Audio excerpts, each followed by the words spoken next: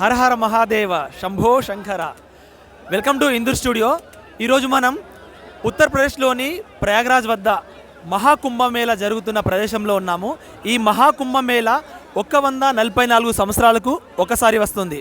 అంటే 3 సంవత్సరాలకు ఒకసారి వచ్చే కుంభమేళను కుంభమేళ అని, 6 సంవత్సరాలకు వస్తే అది అర్ధ కుంభమేళ అని, 12 సంవత్సరాలకు వస్తే అది పూర్ణ కుంభమేళ అని, 144 సంవత్సరాలకు ఒకసారి వచ్చే కుంభమేళని మహాకుంభమేళ అంటారు.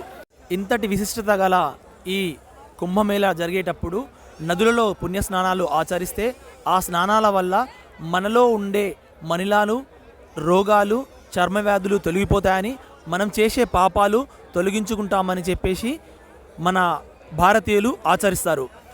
అంతేకాకుండా ప్రయాగ్రాజ్లో జరిగే ఈ కుంభమేళ యొక్క ముఖ్య ప్రత్యేకత ఏంటంటే ఇది త్రివేణి సంగమం వద్ద జరుగుతుంది. అంటే 3 నదుల కలయిక. ఇందాక చూసిన నదిని గంగా నది అని, ఇటువైపు చూస్తున్న ఈ నదిని యమునా నది అని అంటారు. ఈ 2 నదులు కలయిక వల్ల ఏర్పడే మరొక నది సరస్వతి నది. ఈ 3 నదుల యొక్క కలయికను త్రివేణి సంగమం అని అంటారు.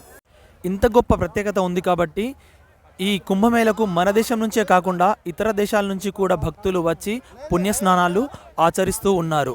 ఇదిగో ఇది కనిపిస్తుంది కదా, ఇదే త్రివేణి సంగమం.